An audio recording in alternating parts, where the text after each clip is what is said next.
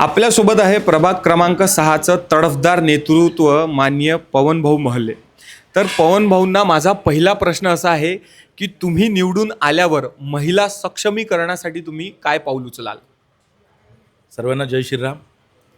आपण सर्व छत्रपतींचे मावळे आहे आणि छत्रपती शिवरायांच्या विचारावर आपण चालणार आहोत आणि महिला सुरक्षा हे त्यांचं एक धोरण आधीपासून राहिलेलं आहे की कुठल्याच महिलेचा जो वाटी जाईन, डोळे जरी वठारून काढील तर त्याचे चौरंग्या करून त्याचं तिथे ठेवलं जाईल. पण आता लोकशाही आहे, त्या गोष्टी करता नाही आहेत.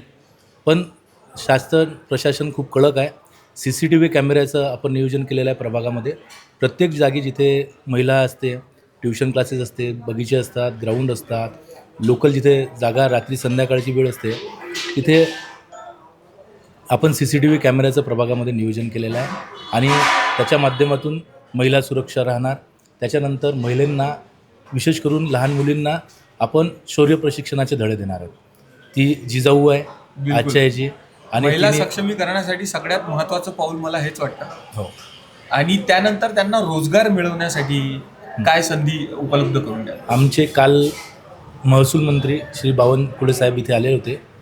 त्यांनी एक विषय सांगितला की तुमच्या इथले जे बचत गट आहे ते सक्षम करा आणि जी आपली लाडकी बहीण आहे तिला लखपती दिदी कसं करता येईल याच्यावर आपलं पुढचं पाऊल राहील.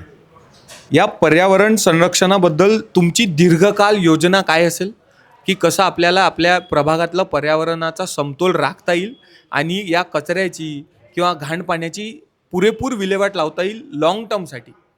खूप चांगला प्रश्न घेतला तुम्ही. काय आहे, आज अकोल्याचं जे तापमान पाहिलं तुम्ही ते कर्कवृत्यावर अकोला आहे. डायरेक्ट सूर्यप्रकाश हा आपल्याशी डायरेक्ट मिळतो. तर त्याच्या कारणाने आपले जो टेम्परेचर 48 ते 50 डिग्रीचा आपल्याला झेलावं लागतो आणि 4 महिनेच सतत उन्हाळा नसतो.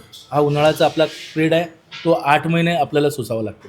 जर 4 महिने हिवाळ्याचे आणि थोडेसे पावसाळा सोडला तर गरमी तुम्हाला जाणवेल. आणि त्याचा एकच आहे की तुम्हाला पर्यावरणाचं रक्षण करणं आहे, तर तुम्हाला जास्तीत जास्त झाड लावणं आहे आणि त्या झाडांचं संरक्षण करणं आहे. आम्ही येणाऱ्या महानगरपालिकेत मी जर पोचलो तर एक चांगली योजना आपण आणू. एक घर एक झाड. तुम्हाला ते झाड जगवा लागेल, लावानी लागेल, जगवा लागेल आणि तुमचं 1 वर्षाचं झाड झालं ही माझी संकल्पना आहे. हे लागू होईल नाही होईल तो नंतरचा भाग आहे, पण हे माझे विचार आहेत. मी तुम्हाला सांगतो आहे, जनतेच्या समोर तुम्ही जर आव्हान दिलं की एक झाड तुम्ही जगवलं आहे तर त्याला काही दिवसानंतर 1 वर्षात झालं तर तुम्हाला टॅक्स द्यावं लागते. त्या टॅक्समध्ये 500 रुपयाची सूट, 2000 तुमचा टॅक्स आहे, 500 रुपये सूट दिली तो त्याची अजून निगा राखीन. त्याला व्यवस्थित पाणी, खत वेळेवर टाईमवर देणार. त्यांनी पर्यावरणाचं संरक्षण होणार. 2रं वर्ष झालं, 3रं वर्ष झालं, 5 वर्षापर्यंत त्यांनी जगवलं तर 1 वर्षाचा त्याला टॅक्स माफ करायला काय हरकत आहे? बरोबर. हे माझे विचार आहेत. पण यांनी पर्यावरणाचं 100% रक्षण होईल. आणि दुसरा विषय तुम्ही पाण्याचा काढला. आता आपल्या इथे कर्कवृत्यावर अकोला असल्यामुळे पाण्याची भरपूर समस्या आपल्याला निर्माण होते. आपल्याजवळ एकच डॅम आहे आणि एक डॅमामध्ये 10 लाख लोकांना पाणी द्यायचं आहे आपल्याला आणि तो डॅम कधी भरते कधी भरत नाही, ही समस्या पाण्याची आहे. पण ती सुरळीत ठेवण्यासाठी आपल्याला दुसरा वान डॅमचा प्रकल्प होता, तो त्याच्यातून आपण पाणी मागितलेलं होतं अकोलेकरांनी शहरासाठी. पण आमचे काही विरोधक आहेत, त्यांना वाटते की अकोल्याचं भलं होऊ नये म्हणून त्यांना काही जमलं नाही, त्यांच्या पोटात गुदगुल्या व्हायला लागल्या म्हणून त्यांनी ते पाणी अडवण्याचं काम केलं आणि अकोलेकरांना त्या वानच्या पाण्यापासून मुकावं लागलं. ह्या विरोधकांची खूप मोठी याच्यात चुकी आहे. काय विरोधक आणि प्रशासक हे दोन्ही एकसोबत जर मिळाले तरच अकोल्यांचं भलं होईल आणि चांगल्या कामात तरी त्यांनी साथ द्यायला हवी. ठीक आहे, बाकीचे काही मुद्दे असतात, राजकारण असते, विरोधाची भूमिका प्रत्येक जागी घेऊन थोडी नसते ना चालत. तुम्ही अटलजींसारखं समर्थन करायला पाहिजे, मोठं मन करायला पाहिजे जे चांगले कामं आहेत. प्रत्येक जागी विरोध करून काही हे होत नसते. काही अफवांचा बाजार फैलवतात लोक की तुम ये कर देंगे, तुम वो कर देंगे, बरोबर आहे ना. तर त्या विषयाने पाण्याची जी समस्या आहे ते पाण्याची समस्या वान धर्माच्या शिवाय दुसऱ्या डॅमच्या शिवाय आपली सुटणार नाही असं मला वाटते. कारण एकाच डॅमवर आपण अवलंबून न राहता दुसऱ्या डॅमाची पर्याय व्यवस्था आपल्याकडे आहे, तर ती आपण स्वीकारली गेली पाहिजे. म्हणजे यासाठी तुम्ही अथक प्रयत्न करणार आहात जर तुम्ही निवडून आले? 100% मी नाही, आमचे नेते आहेत रणधीरभाऊ सावरकर, श्री अनुपजी धोत्रे आहेत, तिकडे भारसाकडे साहेब आहेत. ह्या डॅमचं पाणी हे अकोट तालुक्यामध्ये, अकोट जिल्ह्याच्या शहरामध्ये येतं ते. तर त्याचं पाण्याचा हक्क आहे ना, आपला हक्क आहे ना अकोला शहरामध्ये ते डॅम आहे त्याचा पूर्ण पाण्याचा हक्क अकोलेकरांचा आहे. ते फक्त ग्रामीण आणि त्या बुलढाण्यामध्ये काही लोक बुलढाण्याला तिकडे चाललं ते पाणी, पण अकोलेकर तिथून मुकून राहिले. मग हे विरोधक कुठे आहेत अशा वेळेस? तर म्हणून माझं त्या विरोधकांनाही एक विनंती आहे की अशा चांगल्या कामात ज्याच्यामध्ये अकोलेकरांचं भलं होत असेल, काही प्रश्न सुटत असतील, त्यांनी साथ द्यायला पाहिजे. नक्कीच. आता एक पुढला प्रश्न असा आहे दादा, की महानगरपालिकेत होणारा भ्रष्टाचार तो थांबवायसाठी तुम्ही काय प्रयत्न कराल आणि त्यासाठी तुमची काय भूमिका असेल? भ्रष्टाचार मुक्त, हे भ्रष्टाचार कीड लागलेली आहे, शहरालाच नाही आहे, हे पूर्ण भारताला कीड लागलेली आहे. हे जे बाबूशाही पद्धत आहे ही निघालेली आहे. आता काल बावनकुळे साहेब बोलताना एक मातानगरचा आणि एक लीजचे पट्टे आपल्या इथे आहेत, भरपूर लीज आणि बी टेनरचे पट्टे आहेत. तर त्या बी टेनरच्या पट्ट्यामध्ये काय होते दादा, हे जे मधातले दलाल असतात ना, हे दलाली करतात की भाऊ ते विकता येत नाही, एवढे पैसे लागतील, अरे ते खरेदी करता येत नाही, एवढे पैसे लागतील. आणि माणसाला काय असते, घर घेताना खूप विचार करतो. मग तो एक तर डावलून देते चांगली अपॉर्च्युनिटी, किंवा जर त्याला लोन करायचं असलं तर हे मधातले दलाल खूप त्याच्यात पैसे काढतात. त्याच्यावर आम्ही 100% अंकुश आणू आणि त्या भ्रष्टाचार मुक्त काय राहीन आणि जो भ्रष्टाचार करीन त्याला पनिशमेंट काय राहीन. जिथपर्यंत पनिशमेंट होणार नाही तिथपर्यंत तो भ्रष्टाचार मुळातून संपणार नाही. आणि भ्रष्टाचाराला मुक्तीसाठी पण चांगले त्यांना पनिशमेंट आवश्यक आहे. पनिशमेंटशिवाय हे भ्रष्टाचार मुक्त होणार नाही. प्रभागामध्ये मी एक ऑब्झर्व केलं आहे, सगळ्यात जास्त हॉस्पिटल्स आहेत, मोठ्या मोठ्या इमारती आहेत. तर इथे ज्येष्ठ नागरिक आणि अपंगांसाठी कोणत्या कोणत्या विशेष सुविधा ते तुम्ही उपलब्ध करून द्याल? विरंगुळा आपल्या इथे एक महत्त्वाचं आहे. आपल्या इथे पार्क आहेत, 2-3 पार्क आहेत मोठे मोठे. जसं की जर या भागात पाहिलं, छत्रपती शिवाजी महाराज पार्क आहे, टिळक पार्क आहे, आणि एक पार्क नाही म्हणता, एक ग्राउंड आहे आपलं छत्रपती क्रीडांगण भारत विद्यालयाच्या समोर आहे ते. तर त्यांची चांगली निर्मिती, त्यांच्यात जे वृद्ध आहेत त्यांच्यासाठी काही वॉकिंग ट्रॅक, त्यांच्या लहान मुलांसाठी खेळण्याची साहित्य, वाचनालय आणि अभ्यासिका, या सर्व गोष्टींवर आपण येणाऱ्या काळात काम करू. अकोलेकरांचा एक प्रश्न आहे, मी एक अकोलेकर म्हणून तुम्हाला एक प्रश्न करतो, की आपल्या म्हणजे तुमच्या प्रभागात छत्रपती शिवाजी महाराज पार्क आहे. त्या पार्कची स्थापना जी आहे ती विदर्भातल्या, म्हणजे आपलं पहिले अकोला एमपीत होतं, तर ती इकडे विदर्भात आलं. तिथे 3 ज्या आहेत त्या स्थापन झालेल्या आहेत. तर त्याचा विकास कधी होईल? नाही, 100% तोच विषय घेऊन मी, आपलं राजकारणच तिथून सुरू होते असं विषय नाही आहे, पण आपलं अस्तित्व आहे ते. छत्रपती म्हणजे अस्तित्व आहे आपलं, आणि त्याच्यासाठी अहोरात्र झटण्याचं काम आपण केलेलं आहे. आज विषय म्हणजे रणधीरभाऊ सावरकर, त्यांनी विशेष तिथे निधी दिला. ते जर पूर्वचे आमदार आहेत आणि पश्चिममध्ये निधी द्यायला, सध्या पश्चिमची स्थिती तुम्हाला माहिती आहे, जे मागचे टीका करत नाही, पण 1.5 वर्षात काय काम करू शकले ते हे जनतेला माहीत आहे. पण तिथे काम न होत असतानाही एक पूर्वेचा हिस्सा त्यांनी पश्चिमेकडे वळवला, आणि छत्रपतींसाठी त्यांनी मोठं भव्य दिव्य, जसं गेटची स्थापना तिथे होणार आहे, वर्क ऑर्डर झालेली आहे, काम सुरुवात झालेली आहे. बरं, आता इलेक्शन संपलं की तिथं काम सुरू होणार आहे. आश्वासन नाही आहे, काम सुरू आहे.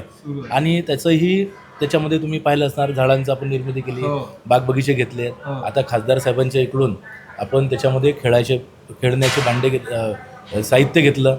त्या साहित्यांमध्ये लहान मुलांचे विशेष आहेत, महिलांसाठी तिथे साहित्य आहे त्याच्यामध्ये. अशा वेगवेगळ्या ओपन जिमचं साहित्य घेतलेलं आहे. आणि छत्रपती शिवाजी महाराज पार्क हे अकोल्यातलं एक अत्याधुनिक उद्यान म्हणून लोकांसमोर राहीन, हे 100% मी तुम्हाला गॅरंटी देतो. म्हणजे तुम्ही निवडून येऊ नाही हो, हे काम 100% होणार आहे. वा वा वा वा, हे काम मला, मी निवडून येणं हा विषयच नाही आहे. विषय तुम्ही लक्षात घ्या, हे मी निवडून यायच्या पहिलेच हे कामं ऑलरेडी मार्गी लावलेले आहेत. आणि खूप मोठ्या समस्या होत्या, नालीची समस्या होती तिथे, गटाराचं पाणी अंदर यायचं, खूप काही समस्या त्या मी याच्यावर मीडियावर सांगू नाही शकत.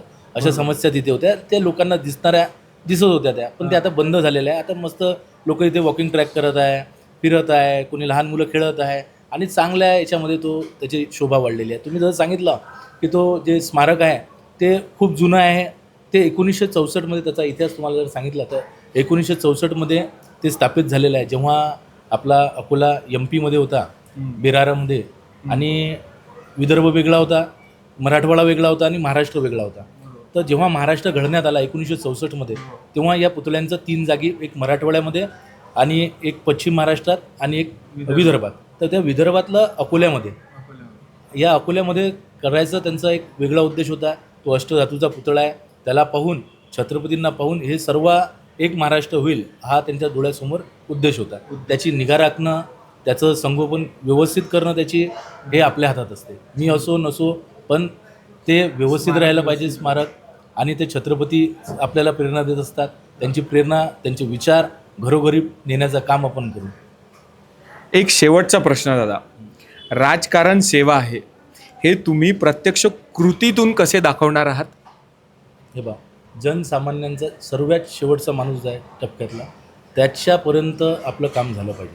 आमच्या एरियात भरपूर असे जागा आहेत जिथे आपण कामं करू शकतो. लोकांच्या खूप समस्या आहेत, त्यापर्यंत आपण त्यांचं निराकरण करू शकतो. शेवटच्या माणसापर्यंत जो ही गंगा वाहत आहे मोदीजींची, ती सुरळीत त्यांच्यापर्यंत नेलं ना तर 100% त्यांना त्याच्या गोष्टीचा फायदा होणार आहे. मेडिकलचं तुम्ही सांगितलं 10 वर्ष, म्हणजे या भागातलं तुम्ही पाहून घ्या, आपले 100 मेडिकल दवाखाने आहेत तिथे. 100 एका प्रभागात 100 दवाखाने कुठेच नाही आहेत. हे प्रभाग क्रमांक 6 मध्ये 100 दवाखाने आहेत. आता हा एज्युकेशन हब आहे, हा नंतर मेडिकल हब आहे, त्याची फूड हब सुद्धा आहे. फूड हब सगळ्यात जास्त बिलकुल hotels पण बिलकुल याच हॉटेल आहे शिवाजी पार्क समोर. तुम्ही सकाळी 10 वाजताही उठले, 6 वाजताही उठले, 7 वाजताही तर तुम्हाला पाणीपुरीची याची चांगल्या नशिबाचे धनी आहे तुम्ही. Railway station, bus stand, bus stand, हा बस स्टँडचा एक आमच्या इकडे आहे, जुनं बस स्टँडच्या इकडचा एक रेल्वे स्टेशन आहे आमच्या इकडे. मोठे 5-6 ग्राउंड आहे, वसंत देसाई आहे, शास्त्री स्टेडियम आहे, ACC क्रिकेट क्लब आहे. असे मोठे मोठे ग्राउंडनी हे सुसज्ज वार्ड आहे.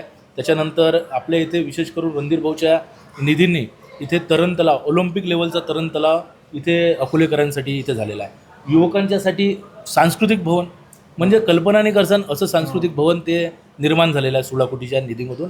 अशा कोटी कोटी रुपयांचे निधी या प्रभागामध्ये ओतल्या गेलेल्या आहेत. श्री रणधीर भाऊ सावरकर हे जनक आहेत, याचं घडवण्याचं काम ते करत आहेत. त्यांच्या हाताला साथ देऊन आपण सर्वजण येणाऱ्या महानगरपालिकेत उतरलेलो आहे. जे युवकांची फळी त्यांनी यावेळेस युवकांना सर्वात जास्त संधी त्यांनी दिलेली आहे, त्याबद्दलही त्यांचं खूप खूप आभार आणि धन्यवाद आहे. खूप जितकं बोलू तितकं कमी आहे त्यांच्यासाठी, पण खरंच त्यांनी ज्या संध्या लोकांना आणि नवीन मुलांना दिल्या त्याबद्दल खरंच खूप खूप खूप खूप खूप खूप धन्यवाद. नक्कीच. माझं सर्व प्रेक्षकांना एक विनंती राहील, अकोलेकरांना खास करून, की आपण खूप खूप आळशी आहोत. कारण इलेक्शनच्या तोंडावर आपण सुट्टीचा दिवस असतो, पिकनिक करायला जातो, फिरायला जातो. ते न करता माझी सर्वांना हात जोडून विनंती आहे की तुम्ही सकाळी 7 वाजता उठून आंघोळ न करता मतदानाला जा. मतदानाचा अधिकार आपला बजावा. नंतर बोंबलून काहीच फायदा राहणार नाही. आज ज्या दिवशी तुमच्या हातात मतदानाचा अधिकार आहे त्याच दिवशी तुम्ही मतदान करा, अशी सर्वांना विनंती आहे. जे बाहेरगावी गेलेले मुलं आहेत, मित्र आहेत, त्यांना पण इथे बोलून घ्या. आपल्या घरचे जे लोक आहेत त्यांनाही आपल्याला इथे बोलून घ्या आणि जास्तीत जास्त मतदान करा. आणि जास्तीत जास्त मतदान भारतीय जनता पार्टीला करा. आपले मोदीजींचे हात बळकट करण्यासाठी, श्री आमचे देवाभाऊ यांचे हात बळकट करण्यासाठी, जशी लाडकी भाऊ योजना त्यांनी केली तसेच विविध योजना ते बाकीच्याही करतील. त्यांचे हात बळकट करण्यासाठी महानगरपालिकेमध्ये भरघोस मतांनी भारतीय जनता पार्टीला विजयी करा. धन्यवाद. तर आपण पवनदादांना त्यांच्या पुढील वाटचालीसाठी खूप खूप शुभेच्छा देऊया. तुम्हाला येणाऱ्या 15 तारखेच्या इलेक्शनमध्ये भरभरून वोट मिळो अशी RRC परिवारातर्फे भगवंताकडे प्रार्थना करतो आणि इथेच थांबतो.